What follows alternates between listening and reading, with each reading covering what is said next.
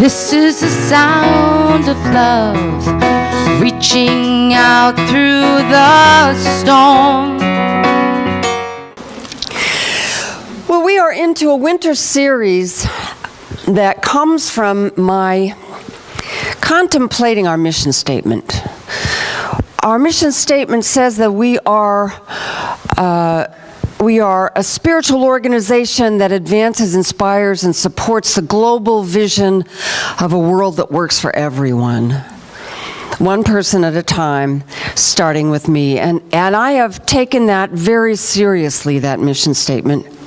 It's what got me into this business of being a minister, because I believe in it so profoundly. And yet, you may have gone through this many times in your life too, where you look at the state of the world and you think, how can that be?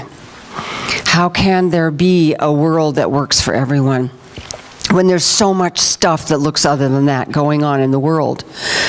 I don't know about you, but I've broken my heart many times over the state of the water, the state of the planet, the state of the people, and been very discouraged and thinking, what if what I believe isn't true? And so I always turn back to, do I have a better alternative? I don't. The philosophy that I believe and I teach here tells us that we have a right to expect miracles if we do our part. And that's how this whole series of talks that called 10 New Commandments for a World That Works for Everyone came about.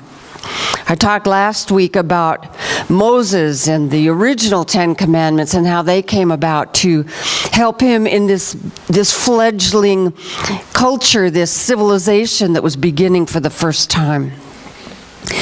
And how it seems like we need more than the original 10 to get us where we need to go next for a world that works for everyone. So I boldly and brashly decided to come up with my own. And today's commandment is, thou shalt honor the water of the earth. Now, I've been sitting with the concept of 10 New Commandments for years now, and finally I saw a PBS special that told me it was time to begin. And it was a PBS special that I highly recommend to you. It's a Nova program, and it's called Earth from Space. I urge you to go and find it. You can watch it right on your computer. Earth from Space. It's on the Nova website of pbs.org. And to me, this program shows the miracle of the planet that we live on. So I'm going to tell you a story today based on this. But first I want to say the burning bush. You know, Noah had a burning bush. This bush that lit on fire with it wasn't consuming itself. And he said, I wonder what's going on over there. And he turned aside so that God could get his attention. And there's been a burning bush for me around water. And the burning bush for me was the statistic that 1 out of 6 people on this planet doesn't have clean water to drink. Now, it's nobody here, and probably nobody in our neighborhoods, but across the world, there are whole villages that don't have water to drink, good water. So, in the interconnectedness of the universe, if one person doesn't have clean water, it affects us all. So this story I'm going to tell you today it's a new story, and it's only become apparent to NASA scientists after they've been able to collate the data of 120 satellites that are orbiting the Earth. So they finally downloaded all this information, and they put together a picture of the world that frankly blows my mind. And it says to me that the name for God that I shall use today is intelligence. We know that God is a lot of things, and that's one of the names. a kind of intelligence that saturates everything, that this intelligence itself created from itself into the world and the people and the water and the wind and the air. So the story is Earth from space. You know, before I get to that, I grew up in a desert. And a lot of time in my childhood was spent in drought conditions, so I learned how to water the flowers from the water that was running down the gutter in the front of the house at certain times during the day. And I learned how to flush the toilet with leftover bath water, because in the desert, water is an issue. Now here, where water is so plentiful, you don't quite think of it in those terms. But again, how interconnected are we?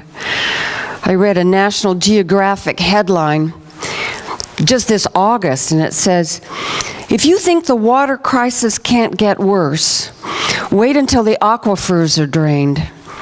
We're pumping irreplaceable groundwater to counter the drought. When it's gone, the real crisis begins. Uh-oh, there goes another burning bush. So what do we do with such information? Sit and cry? I've done that before. It doesn't help. Ignore it? Well, that's not going to help. It's what we've done collectively. We've sleptwalked our way into where the world is today, and that didn't help. So my dilemma is how to bring these things up when I'm so called to talk to you about them, and yet do it within the container of our philosophy, which is one that tells us we must expect miracles. And to talk about how to align ourselves so that those miracles can present. Because this series is not meant to bring forth feelings of guilt or pain. We've got a lot of that going on, and I think it's a normal outcome when we look at some of the situations in the world as a human race to feel a little guilty. But instead, what I want to do is inspire feelings of wonder. Because when we feel wonder, there's a sense of reverence that comes along with that sense of wonder. Isn't that right? And when we revere something, we treat it as sacred. And when we hold something sacred, we protect it. So if we collectively as a species can come to a place of holding the world sacred, we then participate in the healing of all things that are not in alignment with good.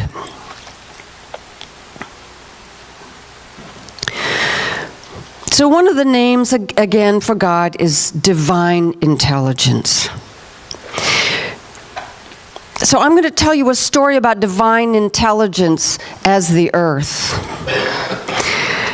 So here, imagine that we have 120 of these eyes in the sky, and each one of us is recording a different bit of information about the earth.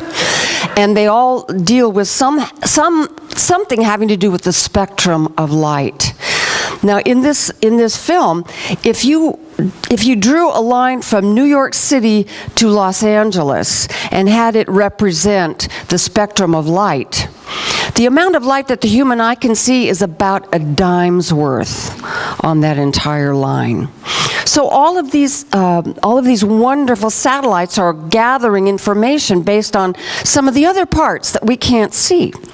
And around they go. And the story they tell, I think, is magnificent. It's the story of how all things are interrelated on our beautiful blue planet. It's the story of how earth, fire, wind, and water work together to create a home where life can flourish. So they can actually see from science the interrelationship of all of these four elements. The story begins with the sun bathing the earth with its warmth and its light from 93 million miles away. And of course, the way the earth sits on its rotation, the equator gets the most sun. And so during the hottest months at the equator, the surface of the sea, the temperature rises, and when it hits 80 degrees, something happens. The water begins to evaporate at an incredible rate. I'm going to give you that statistic. It turns to vapor, which is lighter than air, at the rate of millions of tons of water per hour. So you see the ocean moving upward into the sky, and it takes with it the heat of the sun, the energy of the sun with it, and it rises to about a half a mile. And there it starts to cool, and it turns back into water, and it starts to become clouds. Meanwhile, the earth is turning, and the effect of the turning of the earth acts as a pump so that these beautiful circular clouds start to move up towards the North Pole and down towards the South Pole, bringing the energy of the sun with those clouds. And ending up this one system that started this minute at the equator. Then it goes north and it dumps trillions of gallons in the Asian monsoon, turning those dry plains into beautiful fertile grounds. And then on the other side of the world, it hits the Andes Mountains, which acts as it just sucks the vapor right out. So that by the time it gets over the desert, not one single drop lands in the desert of Chile. There has never been recorded rainfall in this particular desert. Now, this is the same system. Trillions of gallons here, not a drop over here. So we have one climate completely interrelated to another climate, and it all starts at the equator with the sun. But the story of the earth that captured my imagination and moved my heart to begin this series takes place in a very different place. It's dark. It's cold. The only sunlight is reflected off of the ice, and it's protected from any warmth from ocean currents by a polar jet stream that circles it, keeping Antarctica completely isolated and completely frozen. Frozen cold. It's about the size of 1.5 times of the United States in the summertime, but it's still cold. And then during the winter, the ice freezes around it and adds 5 million square miles of ice, making Antarctica the size of all of Africa in the dead of winter. And this is what it seems like there. It is dark 6 months of the year. It reaches temperatures of minus 110 degrees Fahrenheit with gales of wind at 100 miles an hour. Now, isn't it a paradox that this cold, forbidding place is the most important place on Earth for life on the planet? So here it is winter time, and all this ice is building up, and at minus 29 degrees, ice crystals begin to form on the surface of the ocean. The ocean begins to freeze. And as it freezes, these crystals release its salt. And the salt adds to the briny water, and it gets denser and heavier and begins to fall to the bottom of the ocean. Now, it falls much more slowly because it's so heavy, but here's the scope of it. Imagine it falls 2 miles underwater, and it's the size of 500 times Niagara Falls. Can you see this? Slowly, silently falling underwater 2 miles. And then it hits the bottom of the ocean, and it's channeled into a deep ravine that crisscrosses all the world. So it acts as a pump, pumping that cold, cold, cold, briny water all around the globe, cooling and cooling the oceans at the equator and regulating the temperature of all oceans to within 1 degree. Is this intelligence at work? Isn't that incredible?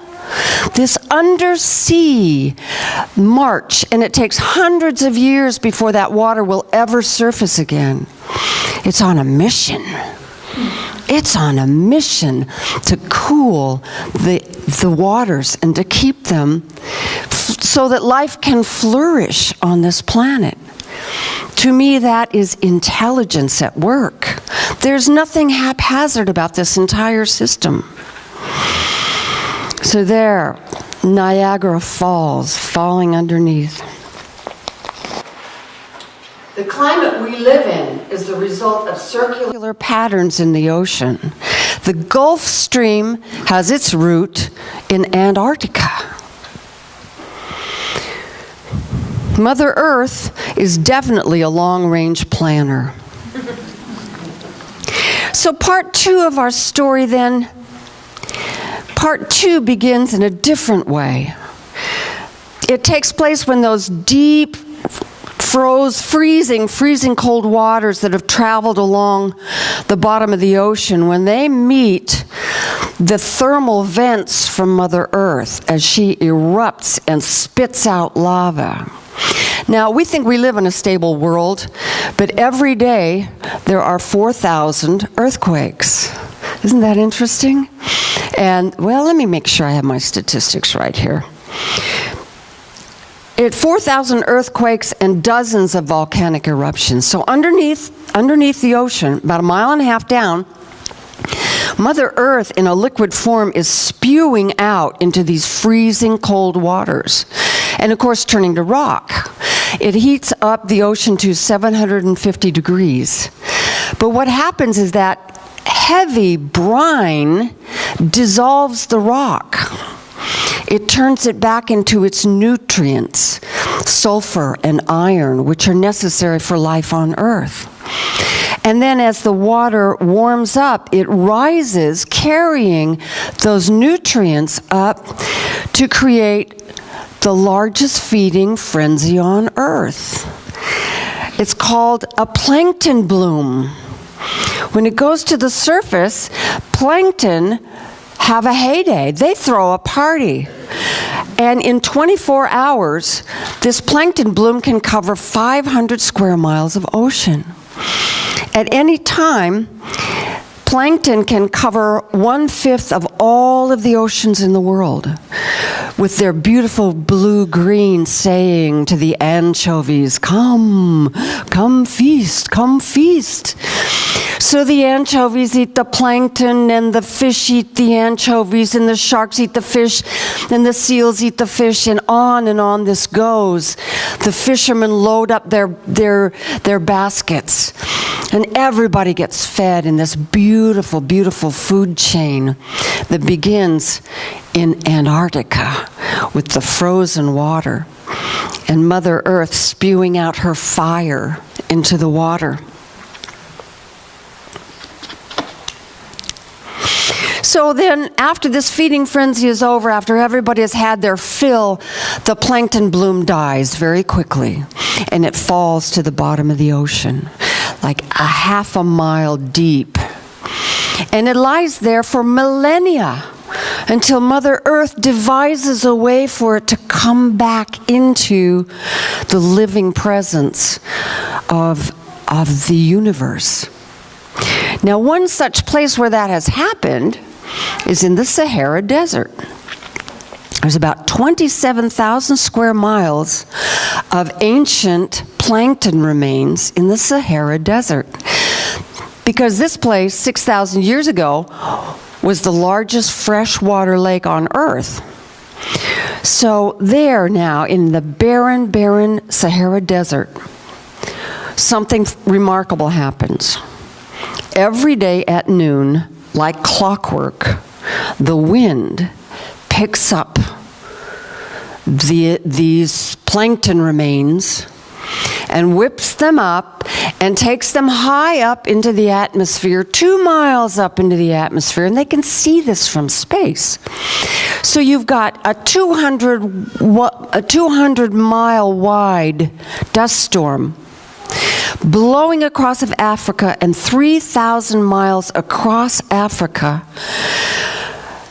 until it's over the Amazon rainforest, where it mixes with the water vapor and brings its life-giving nutrients to feed the Amazon forest.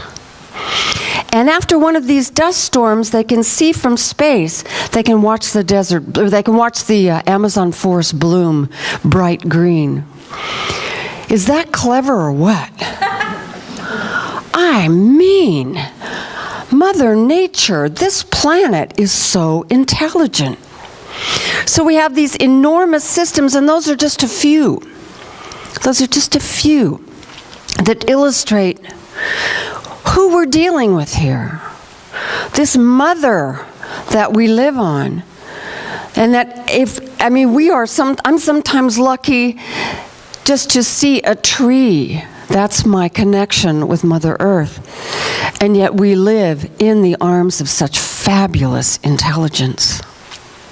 Is it any wonder that our ancestors revered earth, wind, water, and fire as gods? Is it any wonder that there was such a sense of reverence on behalf of indigenous people about our earth and our place in it? I think they have the right idea, folks, that if we can re-sacralize our relationship to the mother, we can change. We'll see change. That's my intention, is that as we move through this series together, we recreate a sense of wonder and awe at the very planet we live on, in and on and of. Because frankly, what you and I are both made of is the very dirt itself. We are those same elements. How much of your body is made from water? Who would you be without water? We're interrelated. There is nothing that can break the connection, no matter how hard we think we can break the connection. It cannot be broken. So my suggestion is that we make sacred our waters, that we do what Thich Nhat Hanh does in the morning when we open the faucet. We just remember for a moment what it is that we have here in our hands, what it is that we are using and serving and drinking and becoming. And if we make that sacred in the collective minds of the universe, of the humans of the universe, we may begin to encode it in our DNA like we've done the 10 Commandments. We have enculturated the 10 Commandments. When thou shalt not waste water becomes as enculturated as thou shalt not kill, we will live in a different earth. We will have a different respect for ourselves and the planet we live on. So I'm suggesting then that take a moment as you wake up every morning, and when you touch the water, just remember it. Give thanks for it. Bless it. And you will be blessed in return. I'm going to close with a poem by Rumi. Everything you see has its roots in the unseen world. The forms may change, yet the essence remains the same. Every wondrous sight will vanish, every sweet word will fade, but do not be disheartened. The source they come from is eternal, growing, branching out, giving new life and new joy. Why do you weep? The source is within you, and this whole world is springing up from it. The source is full.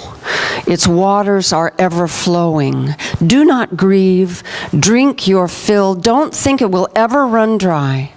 This is the endless ocean. So let's take that all into prayer. So we just let it settle in, these ideas. There's nothing to do but simply to become, to be. So I choose right now that which I shall be by remembering that from which I come, from that divine source of all intelligence, that divine source of all order and abundance and harmony, that source of all joy and life and love, that which I call God because I just don't have a word big enough for it. So I let that little word God represent the mystery, that which underlies all things, that which is underneath all experience and all thought, every cell of my body composed of that. And I just imagine for a moment my interconnectedness with all things. That if I am completely made from that which source is, then everything and everyone else must also be made from source. So I celebrate that fact as I mentally and emotionally connect with all people, all things, all plants and animals everywhere. We are one. There is no me without we. So in that, I just give thanks for my connection. I give thanks for my tribe, my civilization. I give thanks for my humanity, and I give thanks for my ability to change my mind. I give thanks for every person here who in this now moment stands at the point of choice, choosing to be more in aligned with Spirit. So today I choose order. I choose abundance. I choose joy.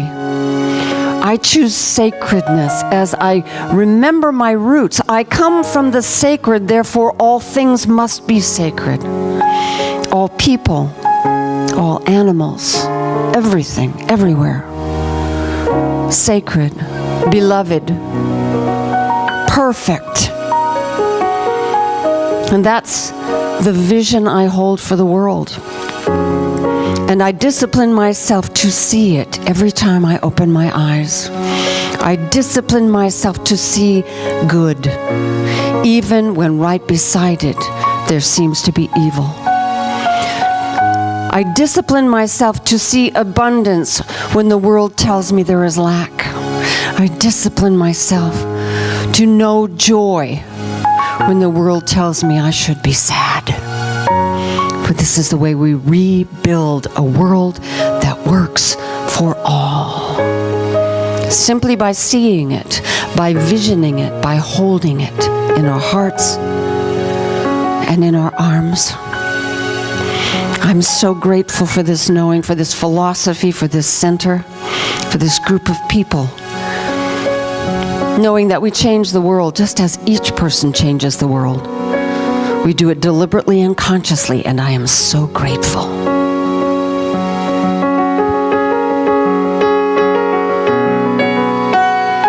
We learned about water. When you say nice things, ice crystals appear.